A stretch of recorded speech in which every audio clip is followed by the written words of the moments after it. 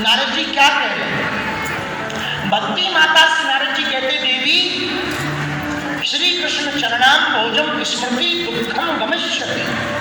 आप भगवान के चरणों का स्मरण करो, दुख अपने आप भाग जाएगा। भगवान के चरणों के ध्यान में इतनी सामर्थ्यता है कि भैया एक बात बताओ, जो नींद में रहता उसे बाहर का होश रहता क्या? बोलो, जो नींद में रहता उसे बाहर का होश रहता क्या? और जो बाहर ही जगह रहता उसे अंदर का होश रहता क्या? नहीं रहता। नींद में तो कोई होश नहीं रहता बाहर का। बाहर चाहे भूकंप आ जाए, जब हम लोग उठते तब पता लगता है आज बारिश हो गई, तो नींद में पता ही नहीं चला, और पता लगा बहुत भयंकर हो गई। तो जब बारिश हो रही थी तब पता लगा क्या? नींद में नहीं लगता ना। जब भैया उसी प्रकार हम कहना चाह रहे हैं, जब तुम भगवान की भक्ति में डूबे रहोगे ना, तो बाहर कितने दुखों की वर्षा हो रही पता ना लगेगा। अंदर डूबे रहोगे, बाहर तो चलता रहेगा। मोह निशा सब सोवन हारा, देखिए स्वप्न अनेक प्रकारा। सब सपने में सो रहे हैं, सबके अंदर सपना है। ये जो हम देख रहे हैं ना, सब सपना है, केवल परमात्मा अपना है। कौन अपना है? बोलो बोलो, केवल परमात्मा अपना है, बाकी सब सपना है। तो श्री नारद जी भक्ति माता से कहते, श्री कृष्ण चरणाम भोजम स्मृति। भक्ति माता के दोनों पुत्र ज्ञान और वैराग्य मूर्छित हैं। तो कल हमने ज्ञान पे भी चर्चा की और वैराग्य पे भी चर्चा की। वैराग्य क्या है? कामनाओं से मुक्त होना वैराग्य। वैरागी कौन है? जो कामनाओं से मुक्त हो गया, चाह गई, चिंता गई, मनवा बेपरवाह, और जिसके अंदर चाह नहीं वही शहंशाह। हाँ, तो कामनाओं से मुक्त होने वाला वैरागी। तो नारद जी ने यही पूरी चर्चा ज्ञान वैराग्य की सुनाई चारों कुमारों को, सनत सनंदन सनातन सनत कुमार। उन्होंने कहा कि एक काम करो, पूछो क्या? यदि ज्ञान वैराग्य की मूर्छावस्था को खोलना है तो श्रीमद् भागवत रूपी सत्संग करो। बोलो भागवत भगवान की। और भागवत जी तो भैया रस है। क्या है? वेदों का रस, वेदों का निचोड़। इसलिए तो भागवताकार कहते, सदा से प्यार, सदा से प्यार श्रीमद् भागवती कथा। सदा सुनो, सदा सुनो, जितनी बार जी करे उतनी बार सुनो। तो किसी ने कहा कि भैया कथा कितनी बार सुनने से कल्याण हो जाएगा? बोले वैसे तो एक ही बार में हो जाएगा, पर कई बार ना दाग गहरा होता है तो बार बार सीमेंट, बार बार जो है उसमें साबुन निरमा लगाना पड़ता, तब जाकर के वो साफ होता। उसी प्रकार बार बार भगवान की कथा सुनने से चित्त पर भी जो कलिश है, कई जन्मों के पाप के दाग हैं, वो मिट जाते हैं और भगवान की छवि चित्त में चिपक जाती है। दूसरी बात सुनो, सदा भगवान की कथा क्यों सुननी चाहिए? क्योंकि यही सत्य है। ऐसे समझो, एक फिल्म, पिक्चर तुम्हें एक बार दिखाई जाए, दो बार दिखाई जाए, तीन बार दिखाई जाए, वही पिक्चर चौथी बार दिखाई जाए, तुम्हें सब याद हो जाएगा। अब हीरो आएगा, अब ढिसुम ढिसुम होगा, अब गाना आएगा। बोलो हो जाएगा कि नहीं? अच्छा, वही पिक्चर तुम्हें पांचवी बार दिखाई जाए तो तुम क्या कहो? भैया इसके बदले ऐड चाय लगा, ये बहुत देख चुके अब जी हो गया। बोलो हाँ या ना? बोलो क्यों? क्योंकि वो कल्पना पर आधारित है, काल्पनिक है, इसलिए वो बार बार नहीं देखी जा सकती, मन ऊब जाएगा।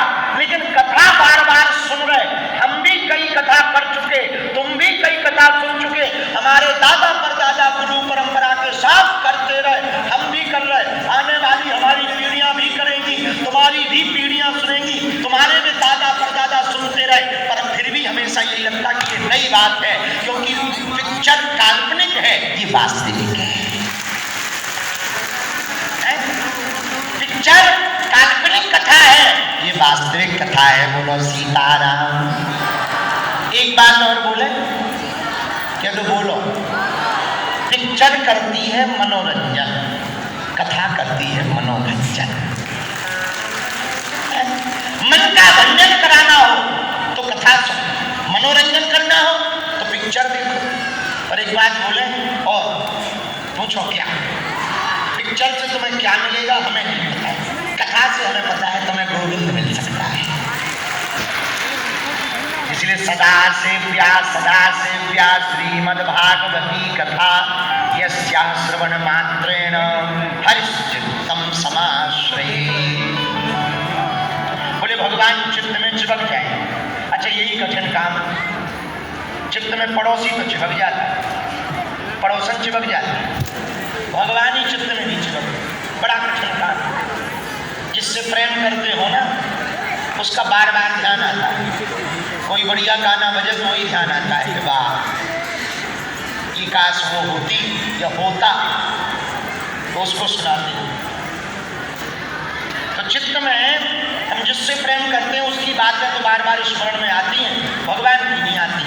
भैया एक बात कहें, संसार के प्रेम पे हम बहुत ज़्यादा तो नहीं बोलेंगे, पर इतना कहेंगे संसार का प्रेम तो केवल तन का प्रेम है, गोविंद का प्रेम तो मन का प्रेम है। भगवान को चित्त में चिपकाना है, ठाकुर जी को यदि चित्त में रखना है तो एकमात्र उपाय है सांवरे से मिलने का सत्संगी।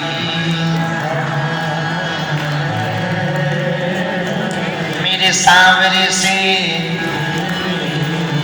क्या सत्संगी, ये दुनिया वाले मेरा रिश्ता। भगवान से मिलने का उपाय एकमात्र श्रीमद् ठाकुर जी की कथा है।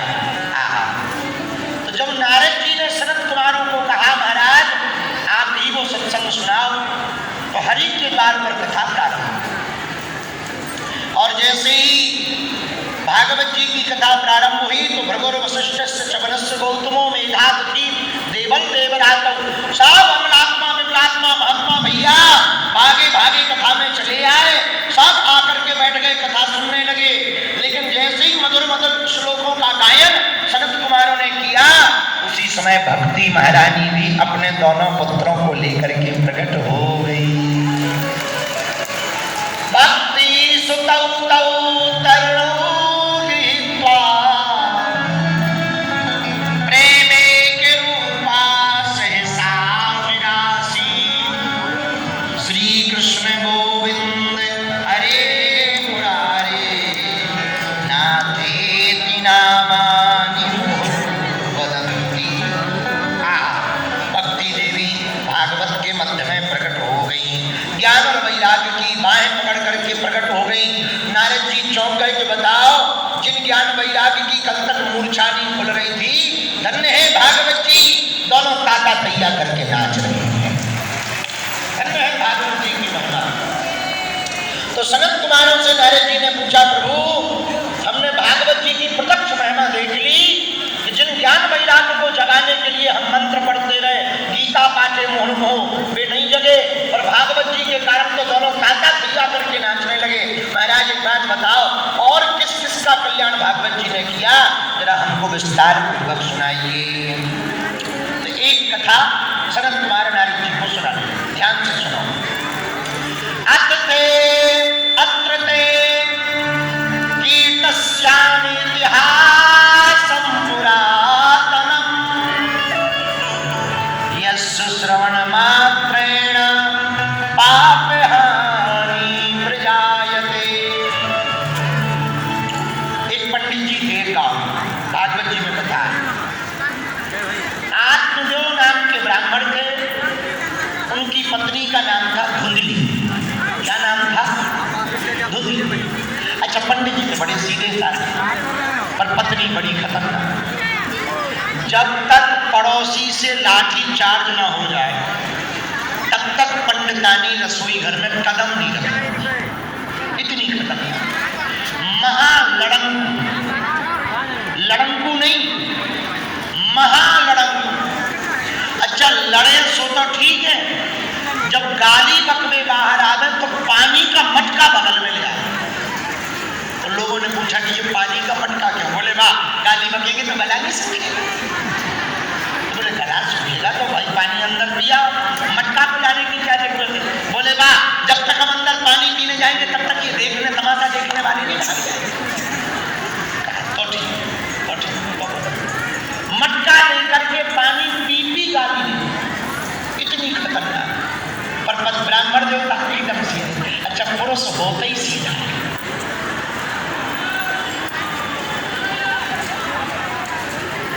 माताएं कहेंगी महाराज हम बता रहे हैं,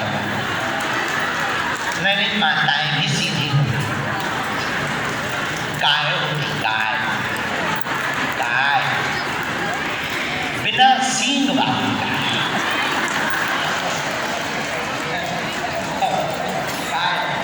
शादी होती है, शादी में बाप कहता बिटिया का बाप जमाने को बिटिया है गौ है,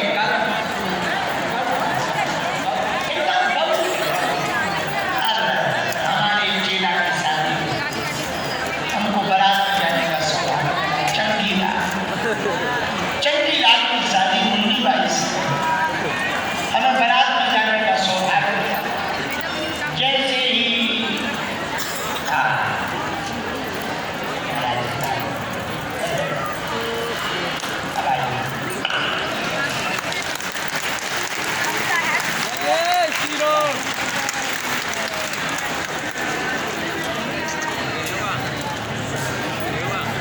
हमारे चेला की शादी हुई, चंगी लाल की भाई, हमें जाने का सौभाग्य मिला। बारात में विदा का समय आया, जो तुम्हारी गौ ने रूप बदल लिया। तुमने जब दी थी तब बिना सींग थी, अब सींगन वाली हो गई। कह रहे ऐसी बात है, अभी हम इसलिए कर रहे क्योंकि हमारी बहन है। अभी हम ये बातें कह सकते हैं, बाद की बात में बताई जाएगी, जो होगा देखा जाए। तो आत्मदेव शर्मा एकदम सरल ब्राह्मण, बड़े कर्मकांडी, त्रिकाल संध्या करने वाले, खूब संध्या करें, वंदन करें। देखिए उनकी धर्मपत्नी धुंधली देवी, राम राम राम राम पूछो ना, ब्राह्मण देवता के पास सब कुछ था, एक कमी थी, क्या? संतान नहीं। अच्छा भाग्य के भी हीन थे, संतान नहीं थी सो तो ठीक है, वो कोई भी गाय ले आवे तो गाय बछड़े देना बंद कर दे, पेड़ लगावे तो पेड़ फल देना बंद कर दे। इससे वो बड़े परेशान। एक दिन उन्होंने विचार किया, इससे अच्छा तो मर जाना चाहिए। सो वन में आत्महत्या करने के लिए चले गए। एक पेड़ के नीचे माला झोली लेकर के बैठ गए, रोने लगे, आंखों में आंसू लिए कि अब तो प्राणों को त्यागेंगे। प्राण क्यों त्यागोगे? संतान ही नहीं है, पता नहीं कौन सा भाग्य है। ऐसा सोच करके कौन सा अपराध किया, सोचते हुए रोने लगे। उसी समय एक महात्मा जी वहां से निकले। संत हृदय नवनीत समाना, संतों का हृदय बड़ा कोमल होता है, संतों का हृदय बड़ा एकदम कोमल होता है, दूसरों की पीड़ा को अपनी पीड़ा मानते हैं। संत भगवान वहां से निकले। उन्होंने कहा भाई कोई रो रहा लगता है, भगवान की भक्ति में रो रहा, भगवान को पाने के लिए रो रहा, चलो देखें, बात करें। हाँ पंडित जी क्यों रो रहे हो, क्या बात है? महाराज क्या बताएं, मैं नहीं बता रो रहे हो, भगवान के भक्त लग रहे हो, क्यों रो रहे हो? हाथ जोड़ करके वह पंडित जी बोले महात्मा से, हे ब्राह्मण, हे संत भगवान, आपकी कृपा से हमारे पास सब कुछ है, धन है, वैभव है, नाम है, खूब कर्मकांड करते हैं, एक कमी है, क्या? संतान नहीं है। महात्मा मनी मन बोले, हम तो सोच रहे थे भगवान के लिए रो रहा, ये तो बेटा के चक्कर में रो रहा। महात्मा ने समझाया, बेटा किसी का नहीं हुआ, जिनके बेटे हैं वो भी रो रहे हैं, उपद्री निकल आ, बेटा किसी का नहीं हुआ है, और इन झंझटों में ना करो। तो संत जी से पंडित जी बोले, महाराज आप ठहरे महात्मा, आप क्या जानो बेटा का सुख। जब पापा पापा कहता हुआ बेटा गोद में आता है ना, कान में रसगुल्ला मिल जाता है, बड़ा आनंद आता है, पापा पापा, बड़ा आनंद आता है। अब तुम तो ठहरे महात्मा, तुम क्या जानो सुख। अच्छा हाँ, ऐसा जो सी कहा तो महात्मा बोले, जरा भाग लेखाओं को पढ़ करके महात्मा जी बोले एक बात बोले, हाँ, सत्य जन्मावधि सुनो, सोई सिर लिया, जोर से पटक्का मारा चरणों में। महात्मा जी को भी लग गया, पंडित जी को भी खपड़िया में लग गया। महात्मा जी डर गए, क्या कर रहे हो? पंडित जी क्या कर रहे हैं? मर रहे। क्यों मर रहे? पहले तो एक गुना दुख था कि पुत्र नहीं है, अब आपने हमारा दुख 7 गुना बढ़ा दिया महाराज। अब तो हम मर रहे और आप आत्महत्या हम करेंगे, आप ब्रह्म हत्या भोगने को तैयार हो जाओ। महात्मा बोले, ले खाम अच्छे चले जा रहे थे, कहाँ लफड़े में फंस गए हो, कह रहे हो ब्रह्म हत्या हो। ये तो लंबा ही लफड़ा है। पंडित जी कोई बीच का उपाय, एक उपाय है हमारा, क्या आप हमें नहीं तो आशीर्वाद दो। कौन सा? बेटा हो जाए। महात्मा बोले जब भाग्य में नहीं है काम दे रहे महाराज, हम जानते हैं महात्मा की वाणी पर परमात्मा भी विचार करता है। आप आशीर्वाद दो। अच्छा, जब नहीं माने तो एक फल निकाला दे दिया, लो अपनी पत्नी को खिला देना, भगवान ने चाहा तुम्हारे घर पर बढ़िया पुत्र होगा। महाराज कोई नियम है बढ़िया, जमीन पर लेटना, कठोरता से नियम पालन करना, भगवान का भजन करना, वैष्णव मंत्र का जप करना, साधु बाबू की सेवा करना, नित्य वैष्णव की परंपरा को मानते हुए दोनों खूब कीर्तन गाना। और गर्भ में जब संतति होवे ना तब ज्यादा कीर्तन गाना, क्योंकि गर्भ में जब बच्चा होता ना, शिशु होता ना, तो जो कृत्य क्रियाकलाप बाहर होते ना, माता जो सोचती है उसका प्रभाव शिशु के ऊपर पड़ता है। इसलिए खूब कीर्तन करना ताकि वो भगत बन करके पैदा हुए। अच्छा महाराज, जो आपकी आज्ञा। फल लिया, पंडित जी घर आए, अपनी धर्मपत्नी धुंधली देवी से बोले, देवी देवी, हाँ ये फल खा लो, भगवान ने चाहा तो अपने घर पर भी बेटा होगा। भगवान की कृपा, संतों का आशीर्वाद, ये फल लो। इतना कह के पंडित जी तो चले गए गांव में। अब धुंधली देवी सोचने लगी फल खाऊं या ना खाऊं। ये धुंधली कौन है? हमारी तुम्हारी बुद्धि। कभी कभी कथा में गुरु के पास जाने पर संत महात्मा भक्ति का फल देते हैं, तो बुद्धि यही तो सोचती है कि जो गुरु जी ने कहा वो मानू या ना मानू। ये बुद्धि देवी ही धुंधली देवी है। तो सोचने लगी फल खाऊं कि ना खाऊं। इतने में बैठी थी कि पड़ोसन आ गई। अरे बहन क्या कर रही हो? आओ बहन, मैं क्या बताऊं, आज सुबह से मेरे पति देव ये फल लाए, वो कह रहे फल खा लो, गर्भवती हो जाओगी, बेटा होगा। बताओ कहीं फल खाने से बेटा होता है? तो पड़ोसन बोली क्या लेना देना, संतों का प्रसाद है, आशीर्वाद है, खा लो, हो जाए भगवान की कृपा। संतों की वाणी तो सिद्ध होती ही है, खा लो, क्या दिक्कत है। तो धुंधली बोली, बहन कुछ बातें पूछना चाहती हूँ। हाँ पूछो। बहन मोरे मन में एक दो बातें आई। एक बात तो जी, मैंने सुना जो गर्भवती हो जाती है ना वो दौड़ नहीं पाती। तो पड़ोसन बोली तुझे कौन सा आर्मी में भर्ती होना है जो दौड़ लगानी है? भाई दौड़ थोड़ी लगानी। बोले ना ना ना, आर्मी में भर्ती तो नहीं होनी, पर एक दिक्कत है। क्या?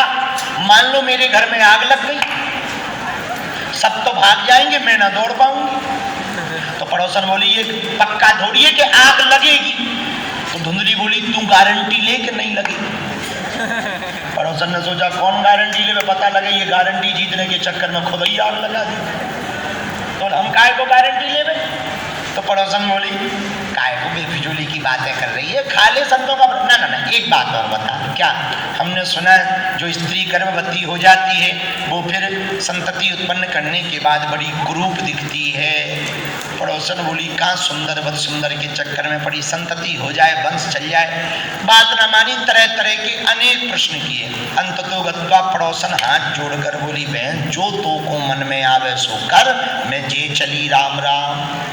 इतने में धुंधली की बहन आ गई।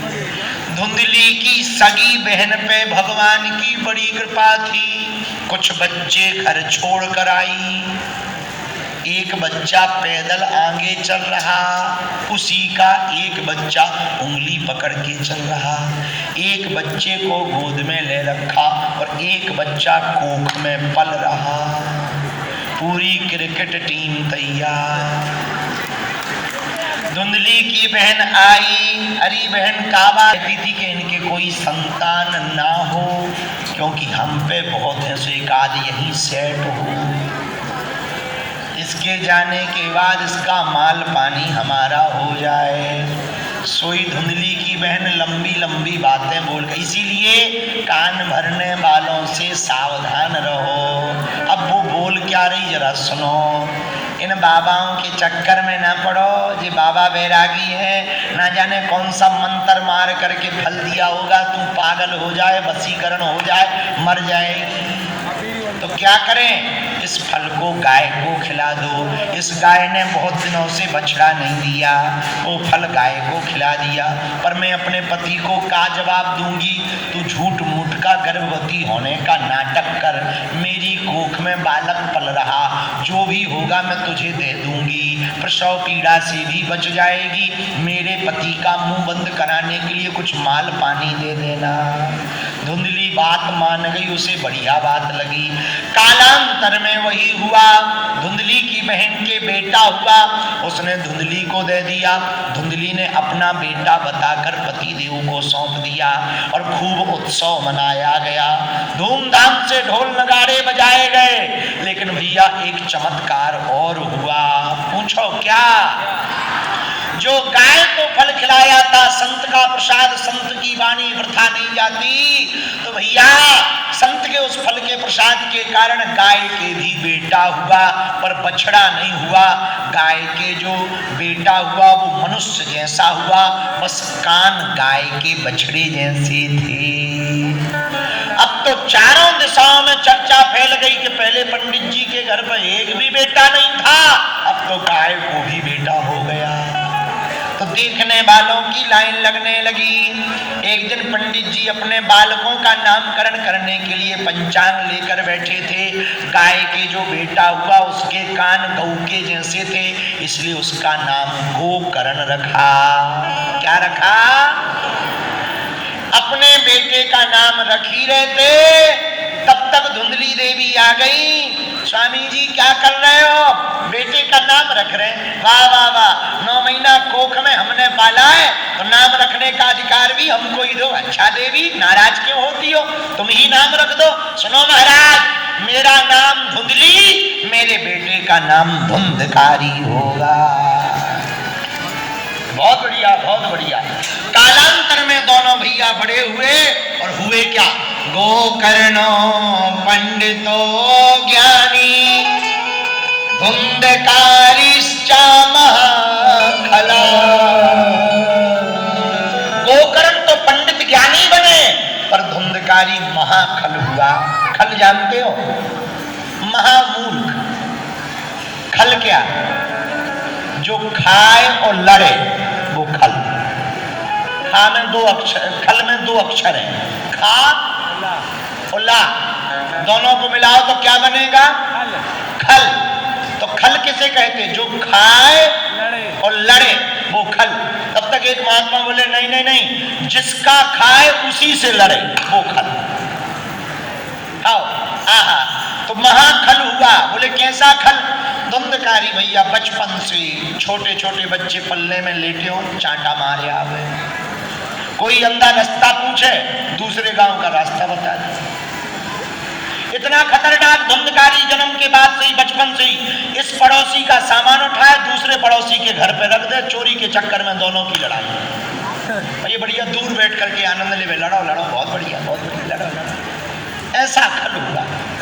धीरे धीरे बड़ा हुआ, वेश्याओं के चक्कर में पड़ गया, संगति खराब हुई, वेश्याओं के चक्कर में वेश्याओं को धन देने लगा, जितना घर पर धन रखा था सब दे दिया। एक दिन वेश्याओं ने फिर धन मांगा, घर पर कुछ मिला नहीं, सोई पिताजी की सुटाई कर दी। ले आओ पिताजी माल पानी। पिताजी बोले जो था सो तो ले लिया, बोले और दो। खूब सुटाई कर दी। जब खूब सुटाई कर दी तो अंत तो गत्ता पिताजी रोने लगे। धुंधकारी मार पीट कर बाहर चला गया। अब पिताजी रोने लगे। उस दिन भी रो रहे थे, क्यों? बेटा नहीं है। आज भी रो रहे, क्यों? बेटा क्यों है? लो, दोनों जगह रो रहे।